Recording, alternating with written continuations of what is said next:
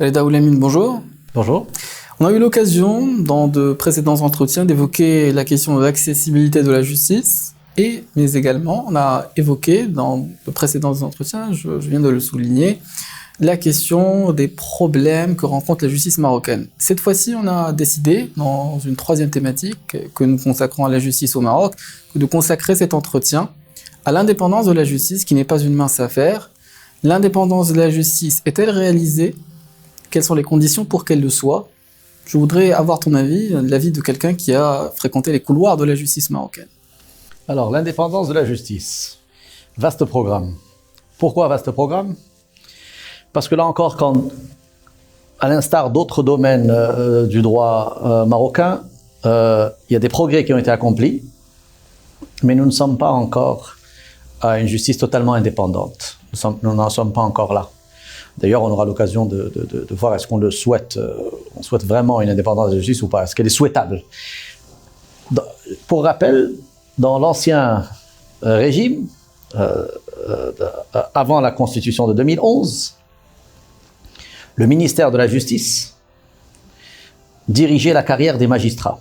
Donc le pouvoir exécutif, les magistrats, il y a quelques années, les juges et les procureurs, étaient asservis à l'exécutif. Il les nommait et il les disciplinait.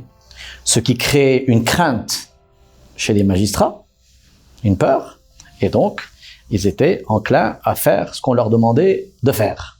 Ça, c'était l'ancien. Il y avait une nomination directe par Daïr et une discipline par le ministère de la Justice. Et donc, c'était une situation assez glauque. Aujourd'hui, depuis la Constitution de 2011, a été créé un Conseil supérieur du pouvoir judiciaire.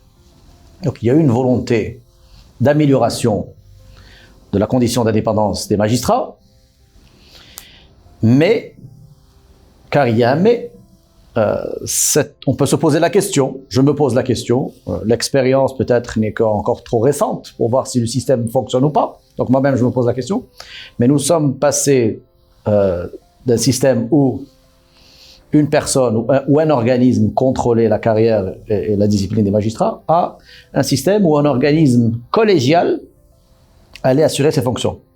Donc pour rappel, le Conseil supérieur de la magistrature, le Conseil supérieur du pouvoir judiciaire est composé d'à peu près, me semble-t-il, 20 membres. Et malheureusement, sur les 20 membres, seuls 5 sont élus. Alors franchement, parmi tous les domaines de la justice au Maroc, ça, je pense que le problème le plus difficile théoriquement à résoudre. La question que je me pose, les deux questions que je me pose aujourd'hui, est-ce que le système actuel est de nature à réellement assurer cette indépendance ou pas? Dans la mesure où on peut dire que 15 sur les 20 membres du Conseil supérieur du pouvoir judiciaire sont nommés par le pouvoir exécutif et que seulement 5 sont élus. Donc en termes de vote et de présidence, il est clair que la majorité vient du pouvoir exécutif. Donc, est-ce que par rapport à ça, est-ce que cette indépendance est assurée? Je ne le pense pas. Mais, encore une fois, l'expérience est assez récente. 9 ans, c'est pas grand-chose sur une vie. Et donc, on aura l'occasion de voir ce que cette indépendance donnera. Deuxième aspect, quel est le système idéal? Alors là, je pense que c'est le point le plus difficile à débattre. Il y a des pays qui ont des juges élus. Mais là encore, ils sont esclaves des campagnes électorales et du vote et donc de l'argent. Il y a des systèmes où les juges sont nommés à vie, ou du moins les juges les plus importants du pays. Je pense par exemple aux juges fédéraux américains et les juges de la Cour suprême américaine.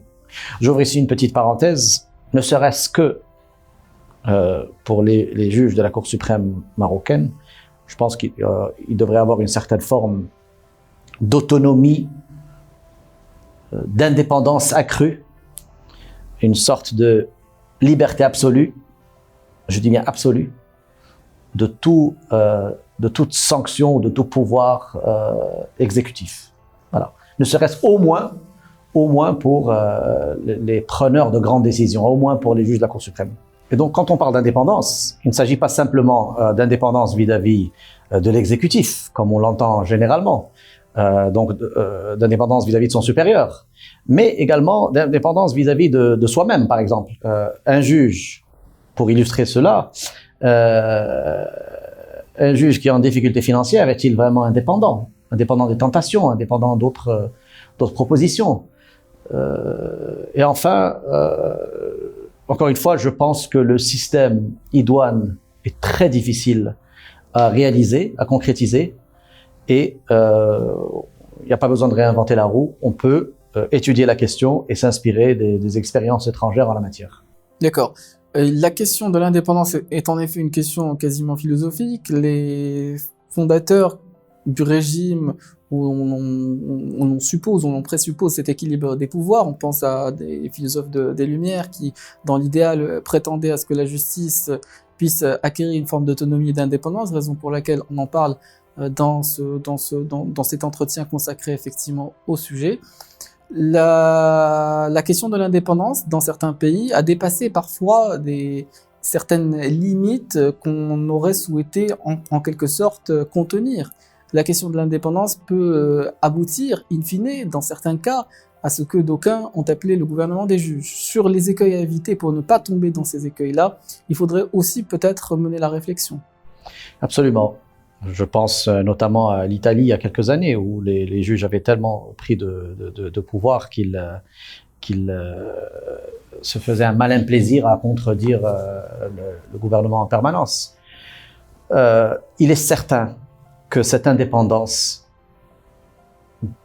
doit se passer, doit intervenir avec une responsabilité et un contrôle. Et plus que ça, je dirais avec des sanctions très fortes, des sanctions exemplaires en cas de manquement au devoir d'indépendance. D'accord. Là, on a évoqué effectivement quelques aspects, c'est-à-dire qui tendent vers une sorte de point d'équilibre entre les écueils à ne pas éviter et peut-être l'autonomie plus importante qu'il faudrait accueillir, qu'il faudrait justement promouvoir dans le système judiciaire marocain. Qu'en est-il peut-être j'allais dire, non pas seulement des écueils à éviter, mais surtout du processus à engager pour prétendre à plus d'autonomie pour les juges marocains?